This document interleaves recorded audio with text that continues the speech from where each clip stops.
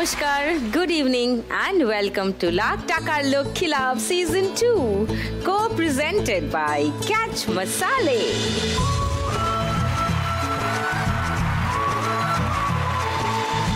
সন্ধ্যে 6টা সান বাংলা।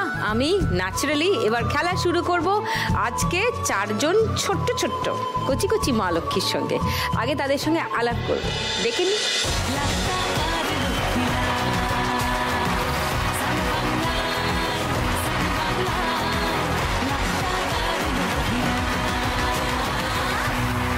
তাজমিরা, শ্রাবন্তী, আকাঙ্ক্ষা, বর্ণালী, চারদিক থেকে 4 জন এসে আজ আমার খেলায় ছোট করে আলাপ করি। একটু তাজমিরার সঙ্গেই আগে আলাপ করি।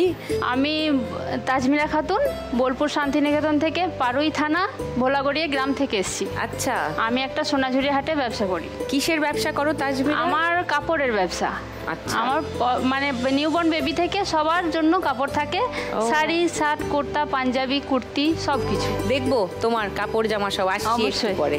শ্রাবন্তীর সঙ্গে আলাপ করে নি। নমস্কার দিদি, আমি শ্রাবন্তী বাউল দাস।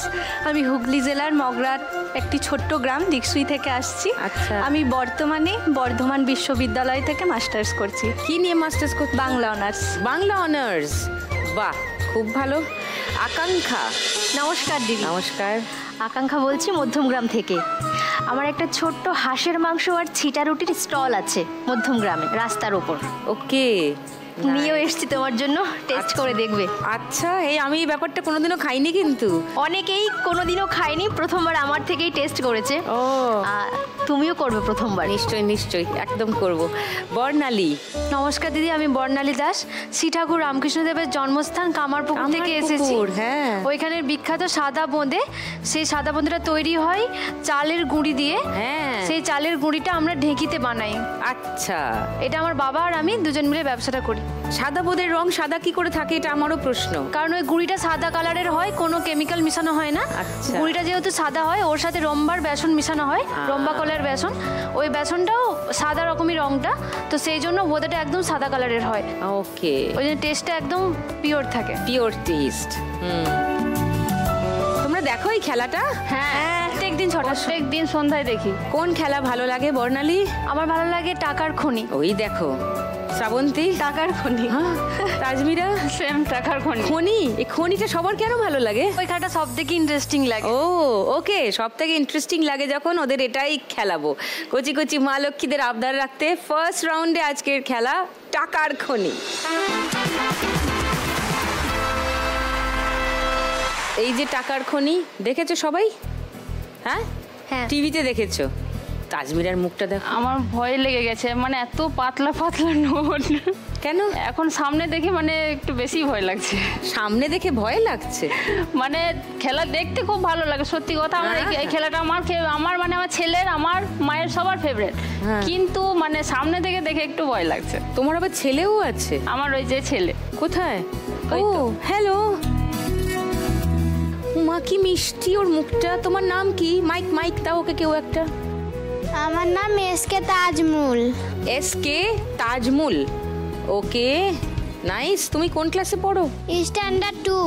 স্ট্যান্ডার্ড 2-তে, ওকে। কি সুন্দর দেখতে, ওকে, দারুণ। আর সঙ্গে তোমার মা এসছেন? ওটা আমার মা। ও, নমস্কার। আচ্ছা, নাইস। তুমি এই কাজ কবে থেকে শুরু করলে? মায়ের এটা 30 বছরের কাঁথা স্টিচ ব্যবসা। ও, এটা আমার মাই করতো। আচ্ছা, আমি কিন্তু করতাম না। নিজে হাতে স্টিচ করতেন? না, মা এগুলোকে দিয়ে মেয়েদেরকে করাতো। মায়ের অনেক মেয়ে ছিল। ও, মানে গ্রামে অনেকগুলো গ্রামে মেয়েরা এসে বাড়ি থেকে নিয়ে যেত, দিয়ে আসতো, এরকম করে মানে করতো। দিয়ে তারপর লকডাউন হওয়ার পরে সেই কাজটা মায়ের বন্ধ হয়ে যায়। মানে লকডাউনে তো সবকিছু বন্ধ হয়ে গেছিল। হ্যাঁ, দিয়ে আমার মা একটা বাড়িতে নটকন দোকান করেছে, কিন্তু মা সেখানে বিজি হয়ে যায়, ব্যবসাটা ছেড়ে দেয়। এবার আমার ডিভোর্স হয়ে যায়, দিয়ে তাই জন্য তখন থেকে আমি ব্যবসাটা শুরু করি। আচ্ছা, মানে তুমি বিয়ে করে শ্বশুর বাড়ি চলে গিয়েছিলে? হ্যাঁ ম্যাম, আবার ফিরে এসছো? আমি একবার না, আমার 2 বার বিয়ে হয়েছে। ওকে। আমার প্রথমবার একবার বিয়ে হয়েছিল, তখন আমার বাড়ি থেকে দেখাশোনা করে বিয়ে দিয়েছিল, তার দরুনই আমার ছেলে। ওকে। এবার ওই ছেলেটা আমার যখন পেটে আসে, তখন থেকে আমার স্বামী আমাকে মানে নিতে চায়নি। কেন? আমি 2 বছর বাচ্চা নেবো না, সেখান থেকে আমার ঝগড়া অশান্তি শুরু হয়ে যায়, মারধর করে, ওই যে অনেক রকম। বয়স কত ছিল? আমার বয়স তখন 19+। ওকে। তারপর তার বাড়ি থেকে আমার মানে 2-3 মাস থাকার পরে আমি চলে আসি আমার মায়ের বাড়ি। আমার মা নিয়ে চলে আসে, কারণ আমার অনেক ব্যথা লেগেছিল, যেগুলো আমার সম্ভব হতো না। আমাকে বিছানাতে শুইয়ে দিতে হতো বা উঠিয়ে দিতে হতো, আমার মা সেটা করতো। ছেলে হওয়ার পরে আমাকে আবার নিয়ে যায় সে, পার্টি পঞ্চায়েত করে বিচার করে আমাকে নিয়ে গিয়েছিল।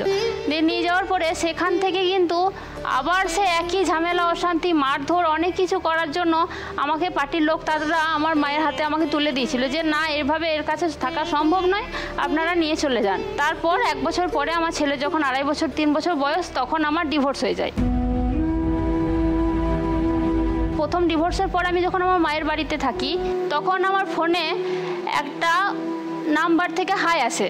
হাইটা আসার পর থেকে আমি বলছি যে কে? সে বলল যে আমাকে একটা চাকরি দেবে আর তোমাকে লাগবে 2 লক্ষ টাকা। চাকরির লোভ দিদি কার না থাকে, আমারও সে হয়েছিল। আমি বলছি ঠিক আছে, যদি চাকরি পাওয়া যায় তাহলে আমি 2 লক্ষ টাকা দেবো। আমি তাই বলে আমি মাকে বললাম, মা বলছে ঠিক আছে, জমি বিক্রি মানে জমি বন্ধক দিয়ে তোকে টাকাটা দিয়ে দেবো, তুই দিয়ে আমার আই কার্ড রেনুয়াল করতে 2000 টাকা লাগবে, এরকম করে। আর আমার সাথে দিয়ে সেলফি তুলে নেয়। এবার সে সেলফি থাকে, তার সাথে কথাবার্তা মাঝে মধ্যে হয়। আমাকে বলছে দেখবি তোর মাকে বলে দেবো, তোর মাকে বলে দেবো। আমাকে ভয় দেখাচ্ছে, আমাকে এরকমভাবে ভয় দেখিয়ে যায়। ভয় মানে আমি ছবি দেখিয়ে দেবো, ছবি দেখাবো, আমি তোমাকে ছবি সাজিয়ে দিতে পারি। এখন অনেক রকম যোগ আছে দিদি, এআই আছে, অনেক রকম ব্যাপার আছে। তাই জন্য মা আমাকে বললো, বলছে তুই একটা আধার কার্ড চা তো তার কাছে, তার আমি ঠিকানাটা দেখবো, তারপরে আমি তাহলে কনফার্ম হব। দিয়ে তার কাছে আধার কার্ড চাওয়া হলো। সে বললো যে আধার কার্ডটা দিল, ফার্স্ট পেজটা কিন্তু তার ছবি আছে, বাবার নাম সব ঠিক আছে, লাস্ট পেজটা কিন্তু সে পাথর চাবড়ির ঠিকানা দিয়ে দিল। সেটা নিয়ে মা কিন্তু ভোরবেলা লকডাউনের সময় মা তার ওই গ্রামকেই গেল। সেই গ্রামে ওই মানুষটাকে কেউ চেনে না, কারণ ওই গ্রামে সেই মানুষটা নেই। তখনও আমাকে সত্যি কথাটা বলছে যে আমার ওই যে গ্রামে আগে বিয়ে হয়েছিল সেই গ্রামের ছেলে সে। আচ্ছা। আবার তার একটা বউ আছে। আচ্ছা। তার একটা ছেলে আছে। আচ্ছা।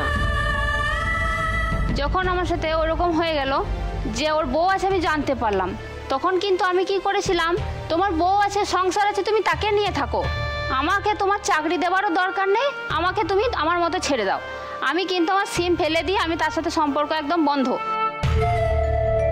মানে 7-8 মাসের মতো কথা হয়নি। তারপর হঠাৎ করে শুনছি সে নাকি বউটাকে ডিভোর্স দিয়ে দিয়েছে।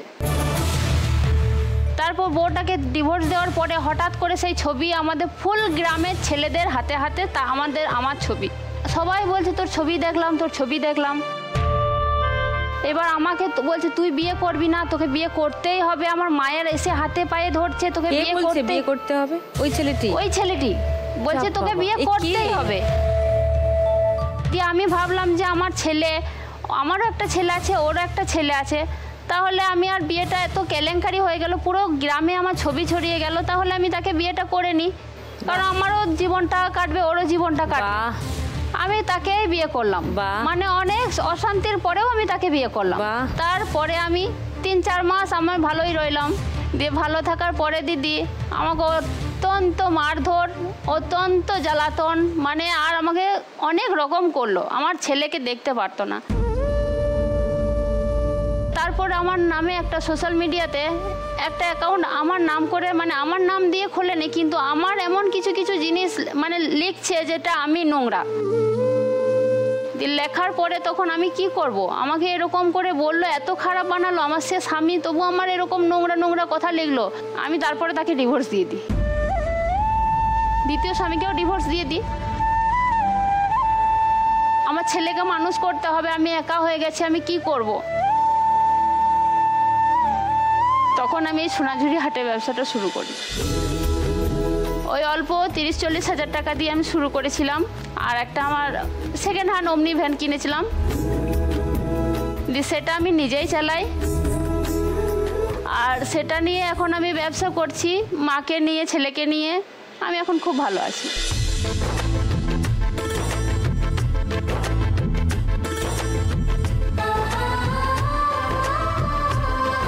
এটা তোমার সেই অমনি, তাই তো? হ্যাঁ। ভ্যানটা। এটা গাড়ি চালিয়ে কোথায় যাও? হাটে? আমার সোনাঝুরি হাটে। আচ্ছা,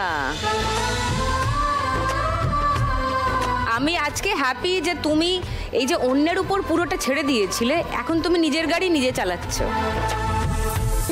গুড। তোমার দেখি জিনিসপত্র একটু। এটা কি? তোমায় হৃদ মাঝারে রাখবো? ছেড়ে দেবো না। ছেড়ে দেব না? তার নিচে 3টে মাছ ছেড়ে দিয়েছে জলে, বলছে ছেড়ে দেব না। এই যে এটা আছে দুপাট্টা, কাঁথা স্টিচ দুপাট্টা। বাহ, তুমি নিজে স্টিচ করো না কাউকে দিয়ে করো? না, এই স্টিচগুলো আমার মেয়েরা করে। মেয়েরা করে? আমার মেয়ে আছে, তারা। কতজন কাজ করে? আমি আরেকটা কাজ করি দিদি, ITCRPর কাজ করি, সেখানে আমার 300 মেয়ে থাকে। আর আমার কাঁথা স্টিচ কাজ করে 50-60 জন, মানে রেগুলার কাজ করে। ওকে, বাহ। তুমি আজকে 1 লাখ টাকা পেলে কি করবে তাজমিরা? আমি 1 লাখ টাকা পেলে অবশ্যই আমার ব্যবসাটা একটু বাড়াবো, আর আমার ছেলের পড়াশোনার জন্য কিছু খরচা করবো। চলো ফার্স্ট রাউন্ডটা খেলবো, কাম অন, এসো।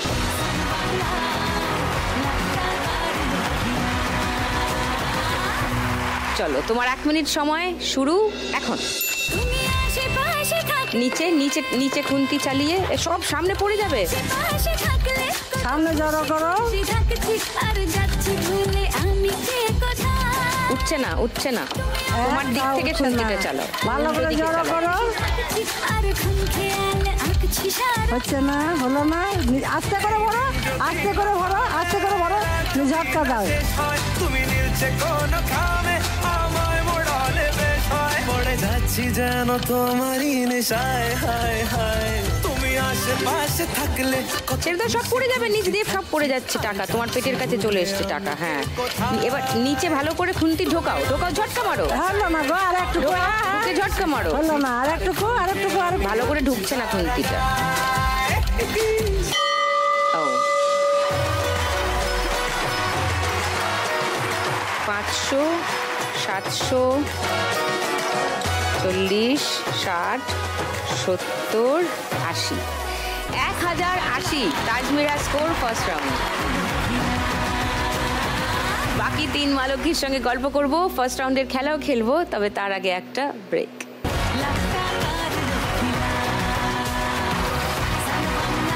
ওয়েলকাম ব্যাক টু লাখ টাকার লক্ষ্মী লাভ সিজন 2।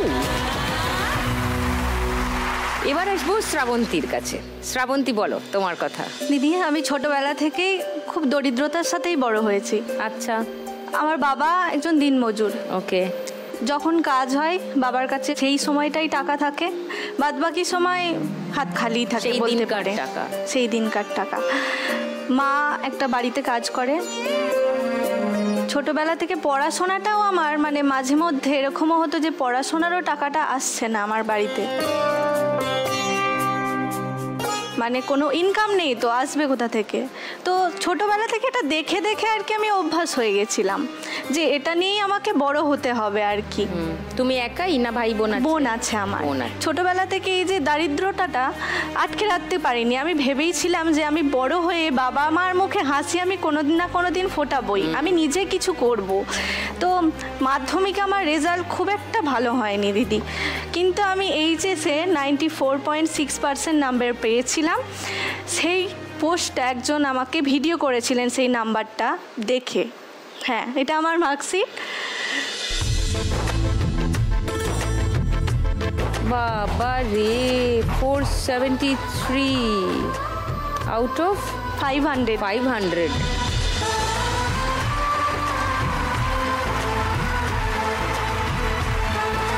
এটা দেখে একজন আমার পাশেই একজন লাইব্রেরিয়ান, মানে আমার জেঠু বলেই তাকে জানি, তো তিনি ভিডিও করে মানে আমার রেজাল্টটা সমেত আমার ভিডিও করে সোশ্যাল মিডিয়াতে পোস্ট করেন। তো সেইখান থেকে ভিডিওটা প্রায় 13 মিলিয়ন মতো ভিউজ হয়, মানে ভাইরাল হয়ে যায়। তো ওখানে লেখা ছিল যে আমার ফ্যামিলি ব্যাকগ্রাউন্ড সম্পর্কে লেখা ছিল, আমি কোথা থেকে উঠে আসছি, আমার পারিবারিক যে পরিস্থিতি সেই সমস্ত কিছু লেখা ছিল, এবং বলা হয়েছিল যে যদি কেউ সাহায্য সাহায্য করেন তো করতে পারেন। তো তখন সেই পোস্ট দেখে অনেকে কল করেছিলেন, অনেকে মেসেজ করেছিলেন, আমার নাম্বারটা ওখানে দেয়া ছিল। আমার একটা ছোট বাড়ি ছিল, সেই বাড়িটায় মানে আমরা 4 জন থাকতাম। তো সেটা থেকে একজন আমাকে বলে যে তোকে আমি একটা বাড়ি আমি নিজে ছাদ দেওয়া বাড়ি তোকে গিফট করব। তিনি আমাকে একটা বাড়ি বানিয়ে দেন।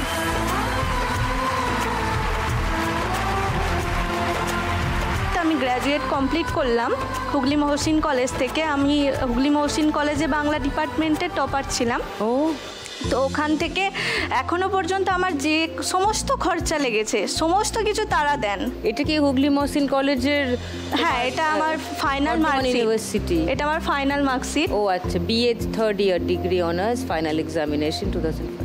8.56 হচ্ছে তোমার আউট অফ 10, মানে গ্রেড পয়েন্ট অ্যাভারেজ। আর 8.66 এটা অল, মানে অল কোর্সেস। হ্যাঁ, অল কোর্সেস। দারুণ, সুপার। আমার চেষ্টা আছে যে আমি ইউপিএসসিটা চেষ্টা করব, তো ওটার জন্যই আর কি আমি আজকে এসেছি এখানে। যে যদি আমি টাকাটা পাই তো আমি পুরোটাই বাবাকে দিয়ে দেব। যে বাবা এতদিন ধরে যে আমার কষ্টটা দেখে এসছে, কষ্ট করে এসছে, নিজে রাত নেই দিন নেই এত কষ্ট করেছে। আমার দেখে মনে হয় যে বাবা তুমি এত কেন কষ্ট করো, এত কেন খাটো, মানে সারাক্ষণ কাজ, যে আমার ফ্যামিলিতে এটা করতে হবে ওটা করতে হবে। তো সেই হাসিটা আমি বাবার মুখে ফোটাতে চাই, মায়ের মুখে ফোটাতে চাই। আশা করি আমি সেটা পারবো। নিশ্চয়ই পারবে। তোমার বাড়ি থেকে কে এসছে? না, মা এসছে, বৌদি এসছে, বড় মা এসছে, দাদা এসছে। কোথায় কোথায় সবাই? ও আচ্ছা, নমস্কার। ওকে, বাহ। আর বাবা আসেননি? না, বাবা আজকেও কাজে। তুমি আজকে 1 লাখ টাকা পেলে বাবাকে এই সব দিয়ে দেবে। সব দেখা যাক কি হয় ফাইনালি। ফার্স্ট রাউন্ডটা খেলি, এসো।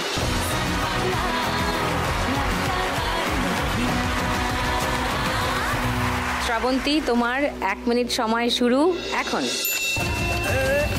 ঢোকাও। হ্যাঁ, গুড। এই তো, এরকম করে ঝটকা মারলে উঠবে। আমি আর অন্য কিছুর মুড়ে নেই এখন, তোকে নিয়ে ঢোকাও, ফিল করো, টাকার ওজনটা ফিল করো। আমি আর অন্য কিছুর মুড়ে নেই এখন, কোন সে লগনে হবি তুই কোনে, তোকা হয়ে যাবি একলা জীবনে, কারো আর শুনবি না বারণ। আগে ঢোকাও। নে তোর কাছে নিয়ে ঘুরতে যাবো 100 বৃন্দাবন, আমি আর অন্য কিছুর মুড়ে নেই এখন। না, ঢোকেনি, নিচে ভালো করে ঢোকাও। ঢোকাও এবার। হ্যাঁ, 100 বৃন্দাবন, আমি আর অন্য কিছুর মুড়ে নেই এখন। চলো নিচে ঢোকাও। নিচে ঢোকেনি, নিচে ঢোকেনি। হ্যাঁ, ঢোকেনি, নিচে ঢোকাও। নিচ থেকে দে।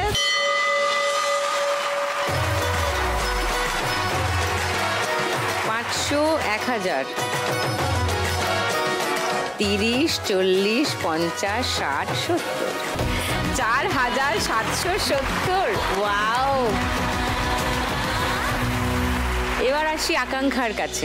এই ছিটা রুটি আর হাঁসের মাংস কবে থেকে শুরু করলে বানানো? এটাতে আসার অন্য কারণ আছে। এটার আগে আমার অনেক গ্যাপও চলে গেছে, আমি কিছু করতেও পারিনি, এমনও দিন আমার হয়েছে। কেন? আমার শুধু শরীর খারাপ, অপারেশন, হাত ভাঙা, পা ভাঙা, কোমর ভাঙা, আমার একটার পর একটা লেগেই থাকে। কেন? প্রথমে আমার হলো একটা নাকে ওটি, ডিএনএস অপারেশন, যাই হোক সেটা ঠিক হয়ে গেল।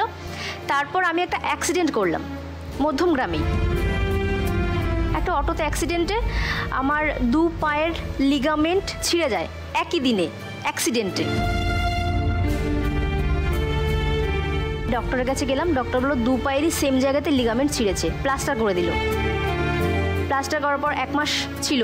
1 মাস পর আমি 1 মাস পুরো পাগল হয়ে গেছিলাম, প্লাস্টার রাখতে পারছিলাম না, সারাক্ষণ আমার চুলকাতো। তারপর আমি অসহ্য হয়ে ডক্টরকে বললাম আপনি আমার প্লাস্টার কেটে দিন, আমি আর রাখতে পারছি না। যখন প্লাস্টার কাটলো তখন দেখলো আমার পা হাঁটু অবধি পুরো পচে গেছে।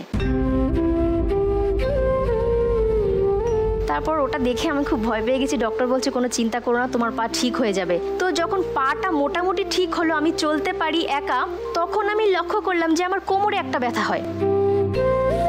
আমি ডক্টর দেখালাম, ডক্টর ইঞ্জেকশন পুশ করলো কোমরে, পায়ে, ঠিক আছে, কিন্তু কিছুই ঠিক হলো না। দিন দিন এমন হচ্ছিল আমার পায়ের অবস্থা যে আমার হাফ প্যারালাইজড হয়ে গেছে আমার এই ডান পাটা। এত অসহ্য পেইন ছিল যে আমার বাবা মা আমার ভাই বোন সবাই আমার এই কোমরের উপর উঠে হিপের উপর উঠে পাড়াতো। আস্তে আস্তে আস্তে আস্তে এমন হলো যে আমি আর হাঁটতেই পারছি না। আমি যদি 2 মিনিট হাঁটতাম সঙ্গে সঙ্গে আমি অটোমেটিক্যালি নিচে শুয়ে পড়তাম। তারপর আমি ভাবলাম যে না, এইভাবে আমার আর হচ্ছে না। কলকাতায় আমি মাকে বললাম যে আমি চেন্নাই যাব। তো মা বললো ঠিক আছে। আমি প্রথমবার চেন্নাই গিয়ে MRI করে বললো তোমার স্লিপ ডিস্ক, এটা তুমি যতই ওষুধ খাও আমরা কোনো ওষুধ লিখবো না, কেন কি কোনো ওষুধেই তোমার এটা ঠিক হবে না, এটা একমাত্র ওয়ে ওটি। আমার মায়ের কিছু সোনা দানা ছিল, বাবার কিছু টাকা জমানো ছিল, আমার নিজেরও কিছু ছিল, সবাই মিলে আমি বললাম ঠিক আছে আপাতত আমার যা আছে আমি সেটা দিয়ে সুস্থ হব, পরে আমি দেখব বাকিটা কি হয়। ওটি করে এলাম। এখন তুমি ঠিক আছো? ঠিক আছি বলতে গেলে অনেকের থেকে ভালো আছি, কিন্তু প্রবলেম একটা তো রয়েছেই। লোয়ার স্পাইনে প্রবলেমটা চলে গেছে, কিন্তু আপার স্পাইনে একটা প্রবলেম এখনও আমার দাঁড়িয়ে থাকতে প্রবলেম হয়। কিন্তু প্রবলেম হলেও আমি ভেবেছি যে এই প্রবলেমের মধ্যে আমায় কিছু করতে হবে, কেন কি প্রবলেম জীবনে শেষ হবে না। তো আমি শুরু করে দিলাম, আমার কাছে যা ছিল, আমার কিছু সোনাদানা ছিল সেটা বিক্রি করে আমি বললাম আমি ছোট থেকেই শুরু করব। তারপর আমি পরিশ্রম করলে অবশ্যই একদিন আমার ফল অবশ্যই রেজাল্ট আসবে। এটা আমার ছোট্ট সেই তোমার দোকান? হ্যাঁ।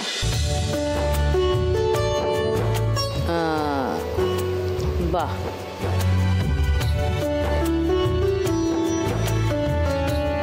আর এটা আমার হাঁসের মাংস। হাঁসের মাংস।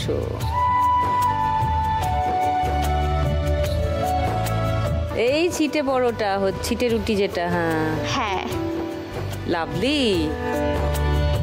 সো মধ্যমগ্রামেই তোমার এই স্টলটা? হ্যাঁ, মধ্যমগ্রামে। কোথায় এক্স্যাক্টলি? মধ্যমগ্রাম চৌমাথা থেকে সোদপুরের দিকে যেতে জাস্ট যেতেই একটা বড় সোনার দোকান আছে, ওটার পাশেই আমার স্টলটা। ওকে। প্রথম মাসে খুব ভালো বিক্রি হয়েছে, সোশ্যাল মিডিয়াতে এত ভাইরাল, আর আমাকে সবাই এখন ছিটা দিদি নামেই চেনে মোটামুটি। সবাই রাস্তাতে বলে এই ওই ছিটা দিদি যাচ্ছে, দেখ দেখ ছিটা দিদি। হ্যাঁ, হায় হায় হায়, ছিটা রুটি বিষয়টা। হ্যাঁ, এই বিষয়টা এবার একটু দেখি। ছিটা রুটি, এইটা হচ্ছে ছিটা রুটি। হ্যাঁ, এটা ছিটা রুটি, হাঁসের মাংস। হ্যাঁ, ওকে। এটা তো বানিয়ে রেখেছি সেই সকালবেলা আমি নিয়ে এসেছি, বাট এটা সুন্দর খাওয়া যাবে, নরম আছে। আচ্ছা, কিন্তু ক্রিস্পি খেলে গরম, ঠান্ডা খেলে নরম। এটা আমার নিজস্ব ক্যাচলাইন, ক্রিস্পি খেলে গরম, ঠান্ডা খেলে নরম। তো আগে থেকে আমি বলে দিই। দেখি আমি ব্যাপারটা একটুখানি একটা টেস্ট করতে চাই।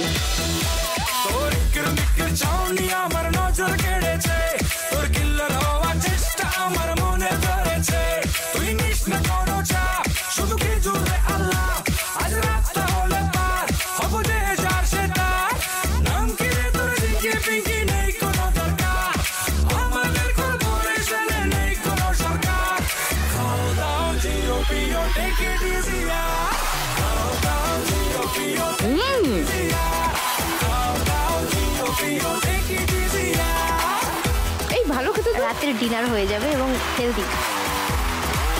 সো এইটা করে তুমি এখন ভাইরাল সেন্সেশন। তোমার দোকানের নাম কি? Byte me.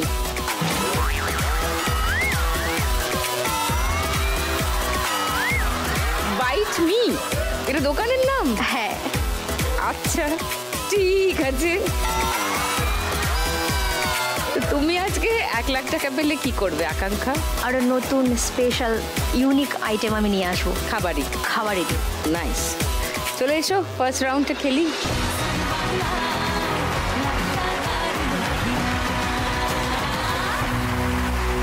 তোমার 1 মিনিট সময় শুরু এখন। এক জায়গায় করো। হ্যাঁ, নিচে নিচে খুন্তি ঢোকাও, নিচে। আচ্ছা, অনেক টাকা আছে, নিচে ঢোকাও আগে খুন্তি। সব টাকা ডান দিকে, তুমি বাঁ দিকে খুন্তি ঢোকাচ্ছ। হ্যাঁ, ঢোকাও। ঝটকা মারো। হ্যাঁ, ডান দিক করে ঢোকাও খুন্তি, এবার বাঁ দিকে ঝটকা মারো। হ্যাঁ, ওকে, নাইস, গুড গোয়িং।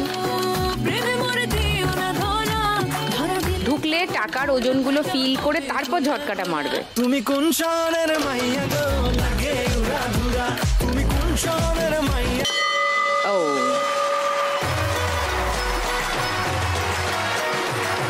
500, 1000, 70, 80, 90, 4000, 4020। শ্রাবন্তীর রেকর্ডের কাছাকাছি গেছে কিন্তু রেকর্ড ব্রেক করতে পারেনি, but well played. Now coming to Barnali, এবার তোমার গল্প শুনি। ছোটবেলা থেকেই খুবই দারিদ্রতার সাথে বড় হয়েছি। দারিদ্র তা নয়, দারিদ্রের সাথে বড় হয়েছি। বাবার একটা ছোট্ট বিজনেস ছিল, যেটা আমার বাবা আমার দাদুর থেকে পেয়েছে। কিসের বিজনেস? বিজনেসটা হলো চালের গুঁড়ো তৈরি করা হয়, ঢেঁকিতে মানে কুটে চালের গুঁড়োটা তৈরি করা হয়। তার সাথে থাকে রোমাকলাইয়ের বেসন, যেটা দিয়ে কামারপুকুরের বিখ্যাত সাদা বোঁদে তৈরি হয়। ওই সাদা বোঁদেটা হয়, রাইট। এছাড়াও পিঠে তৈরি হয় ওই চালের গুঁড়ি থেকে। আচ্ছা। তো বাবা আমাকে যখন 2018 সালে উচ্চ মাধ্যমিক দিই, তারপরে আমাকে নার্সিং করার জন্য ব্যাঙ্গালোর পাঠিয়ে দেয়। নার্সিং ট্রেনিংয়ের জন্য ব্যাঙ্গালোর পাঠিয়ে দেয়। ওকে। তখন অনেকে অনেক কথা বলেছে যে 2 দিন থাকবে তারপরে চলে আসবে, পারবে না করতে। তো সেই কথাগুলোই আমাকে ওখানে থাকার জন্য আরো ইন্সপায়ার করেছিল আর কি। হ্যাঁ, কারেক্ট। অনেক কষ্ট সহ্য করে ব্যাঙ্গালোরেতে থেকেছি মা বাবাকে ছেড়ে। তারপরে ব্যাঙ্গালোর থেকে পড়া কমপ্লিট হয়। পড়া কমপ্লিট করার পর আমি কলকাতায় এসে একটা কর্পোরেট হসপিটালে জব করতে স্টার্ট করি। ওকে, অ্যাজ আ নার্স আমি জব করতে স্টার্ট করি। তো ওখানে আমি 3 বছর 8 মাস মতন জব করেছিলাম। তারপরে আমার হঠাৎ করেই ধরা পড়ে যে আমার সিস্ট রয়েছে ওভারিতে, ডারময়েড সিস্ট, যেটা মেডিসিন দিয়ে কিওর করা যায় না, অপারেশন করতে হয়, সার্জারি করতে হয়। তার জন্য ওপেন সার্জারি করতে হবে। তো সেটার জন্য আমার ওপেন সার্জারি হওয়ার পর ডাক্তারে টোটালি বারণ করে দেয় যে আমি যেহেতু এমার্জেন্সিতে কাজ করতাম, তো এমার্জেন্সিতে অনেক ভারী ভারী পেশেন্ট তুলতে হতো, এছাড়াও অনেক দৌড়ানোর কাজ আর কি ওখানে। তো ওইগুলো আমার করা চলবে না আর। 2025 ফেব্রুয়ারিতে আমার ওটিটা হয়। তারপরে আমি 6 মাসের মতন ঘরেই ছিলাম, এখনও ঘরেই থাকি। আমি যেহেতু কাজ করতাম, কাজের সাথে যুক্ত ছিলাম, তো আমি বোর হতে থাকি ঘরেতে বসে থেকে। বাবার সাথে বিজনেসটা মাই আগে করতো, তো মায়ের স্ট্রোক হয়ে যায়। তো তারপরে মা আর ওটা করতে পারেনি, বাবা একাই করতো তারপরেতেও। তা আমি 6 মাস পর আমি জয়েন করি, আমার রেস্টের 6 মাস পর আমি জয়েন করি বাবার সাথে। রিসেন্ট এই 4-5 মাস আমি বাবার সাথে ওই বিজনেসটা করছি।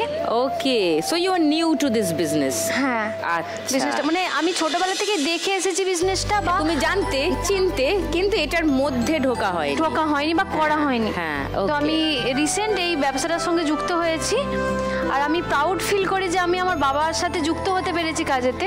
শিওর। আমরা 2 বোন, তো আমি যেহেতু বড়, সেই জন্য আমি যে দায়িত্বটা নিতে পেরেছি সেটার জন্য আমি খুব প্রাউড ফিল করি। Very nice.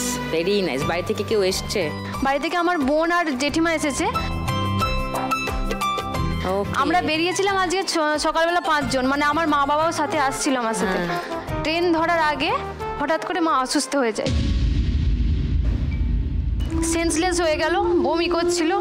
তো আমি ভাবলাম আর নিয়ে ওখানে নিয়ে গিয়ে শুধু মায়ের শরীরটা তো খারাপ, নিয়ে আসতে পারবো না, সেই জন্য মা আর বাবা ঘরে ঘুরে চলে যায়।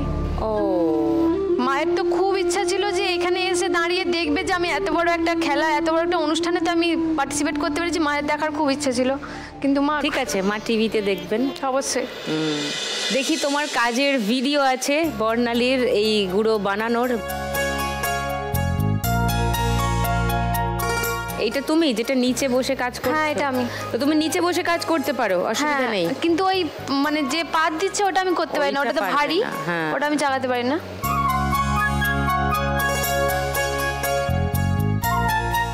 আর এই সাদা বোঁদেগুলো দেখি ওর থেকে যেটা তৈরি হলো, এটা কামারপুকুরের বিখ্যাত সাদা বোঁদে। হ্যাঁ, জানি তো। আহা, নাইস, দেখেই মন ভালো। এটা হচ্ছে চালের গুঁড়ো। এটা 2 রকমের আছে, একটা সিদ্ধ চালের, একটা আতপ চালের। সিদ্ধ চালেরটা দিয়ে পিঠে তৈরি হয়, আর আতপ চালেরটা দিয়ে বোঁদেটা তৈরি হয়। বোঁদেটা এই আতপ চালের গুঁড়ো থেকে। আতপ চালের দিয়ে আরো হয়, সীতাভোগ তৈরি হয়, জিলেপি তৈরি হয়। কিন্তু তোমরা মিষ্টিগুলো তৈরি করো না, তোমরা শুধু চালের গুঁড়োটা সাপ্লাই করো। হ্যাঁ, আমরা অ্যাকচুয়ালি ময়রাই, মানে আমার জেঠুরা মিষ্টি তৈরি করে। ওকে। রামকৃষ্ণদেব খেতেন, আমাদের দোকান থেকেই নিয়ে খেয়েছেন। আমাদের দোকানেই ওটা প্রথম হয়েছে, কে তৈরি করেছিল প্রথম সেটা তো কেউ বলতে পারছে না ঠিকঠাক, কিন্তু আমাদের দোকান থেকেই রামকৃষ্ণদেব খেয়েছেন। বাপরে, ভাবলেই কেমন লাগে, দারুণ ব্যাপার।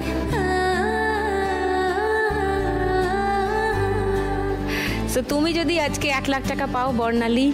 বেশিরভাগটাই আমার বাবাকে দিতে চাই বিজনেসেতে, যাতে আমি ডেভেলপ করতে পারি, বিজনেসটা আরও মানে বাড়াতে পারি, কয়েকজনকে রেখে মানে কাজটা করাতে পারি, যাতে তাদেরও কিছু মানে তারাও ইনকাম করতে পারে। আমার যে পাড়ার মেয়েরা রয়েছে মানে জেঠিমা কাকিমারা, তারাও যাতে কিছু ইনকাম করতে পারে, আর সাথে সাথে আমারও যাতে কিছু প্রফিট হয়, আর কিছুটা টাকা আমি আমার মায়ের চিকিৎসার জন্য খরচ করতে চাই। তো তুমি নার্সিংয়ে আর ফেরত যেতে চাও না? না, নার্সিংয়ের আমি সেন্ট্রালের জন্য প্রিপারেশন নিচ্ছি, তো যদি গভর্নমেন্ট হয় অবশ্যই করব আমি, কিন্তু কর্পোরেটেতে যেহেতু প্রচণ্ড চাপ দেওয়া হয়, প্রেশার থাকে, তো সেই জন্য আমি আর কর্পোরেট এরিয়াতে যেতে চাইছি না।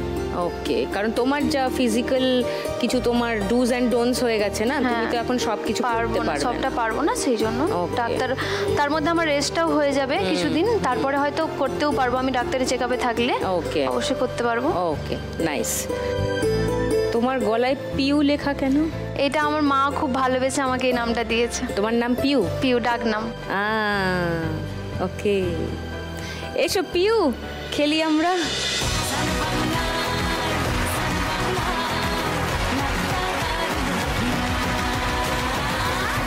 চলো 1 মিনিট সময় তোমার শুরু বর্ণালী।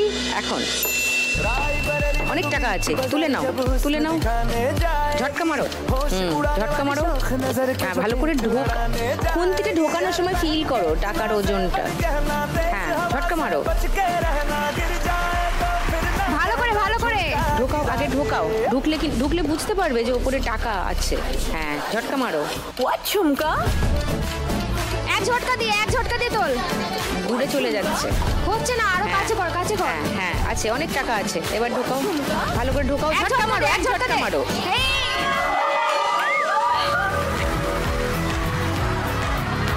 আমি ধরে নিয়েছি, আরো পড়ে যাচ্ছিল।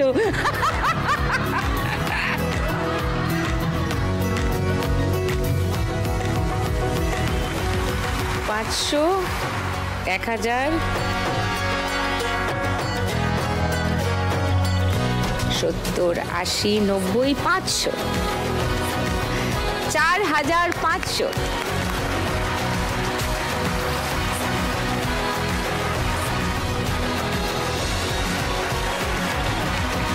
শুরু করি গানের রাউন্ড।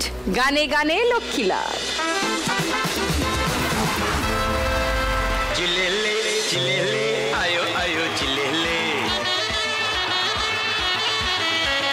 मस्ती में आयो आयो चिलेले, चिलेले चिलेले आयो आयो। কি চাই জীবনে? मस्ती में আমি হাঁস শিকার করতে বেরিয়েছি। আমার মাথা পাগল হয়ে গেছে দিদি হাঁসের মাংস খাওয়ার জন্য। যেখানে আমি হাঁস দেখছি আমার মনে হচ্ছে হাঁসেরা আমাকে বলছে বাইট মি বাইট মি।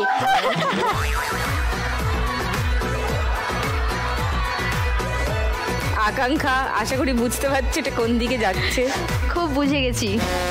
আর সাথে আমি কিন্তু আজকে ওই ছিটিয়াল রুটিটাও খাবো। হ্যাঁ, ছিটিয়াল রুটিটা কি তোর জাত ভাই? হ্যাঁ, ওই তো ছিটিয়াল রুটি এনেছে তো। ওটা ছেটা রুটি। তুই নিজে ছিটিয়াল, তাই সবাইকে ছিটিয়াল ভাবিস। ওটা ছিটা রুটি, ছিটা দিয়া দিয়া বানায়। কিন্তু তার আগে আমাকে হাঁস শিকার করতে হবে। তুই আর শিকার? হ্যাঁ।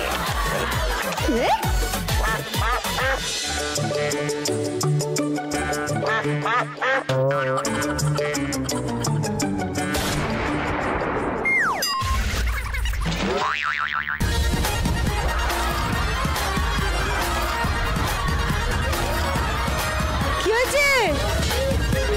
আরে দিদি, পড়ে গেলাম দিদি। মা গো, কি লাগলো?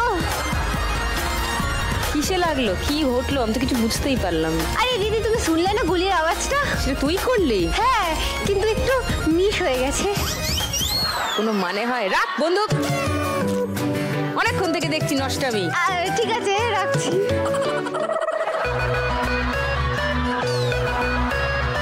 সবচেয়ে কম স্কোরে আছে তাজমিরা। যা, তুই শিগগিরই যা টুনি, তাজমিরার পাশে দাঁড়া। এই তো আমি চলে এসেছি সোনাঝুরির হাটে। হ্যাঁ, হাট ওদিকে, তুই এদিকে দাঁড়া। ভালো দেখে আমার জন্য একটা কুর্তি পছন্দ না, করে একদম রাখো তো। পছন্দ করবে না। তাজমিরা ও চালানা পয়সাও তোমাকে দেবে না। তাহলে কুলু কি করে হবে? না না, আমি অবশ্যই, আমাকে না দিলে হবে, ও আমার ছোট বোনের মতো। হ্যাংলার হাত বাক্স একটা, চুপচাপ দাঁড়া। শুরু করি খেলা। চলো, প্রথম গানের জন্য প্রথম হিন্ট 1500 টাকার জন্য শুনবো। অডিও হিন্ট আসছে। বলো Tajmira. Paglu dance dance dance. না না না না,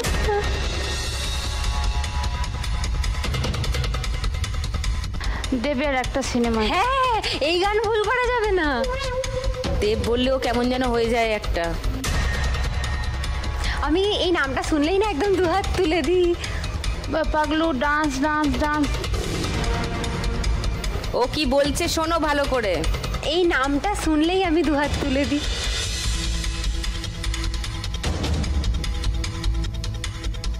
দুজন, সরি হচ্ছে না, হচ্ছে না। শিওর? ফার্স্ট হিন্টে তাজমিরা বাজার টিপেছিল কিন্তু সঠিক উত্তর পাইনি। সো 1500 টাকার জন্য আর কেউ ট্রাই করতে পারবে না। সেকেন্ড হিন্ট শোনাচ্ছি 1000 টাকার জন্য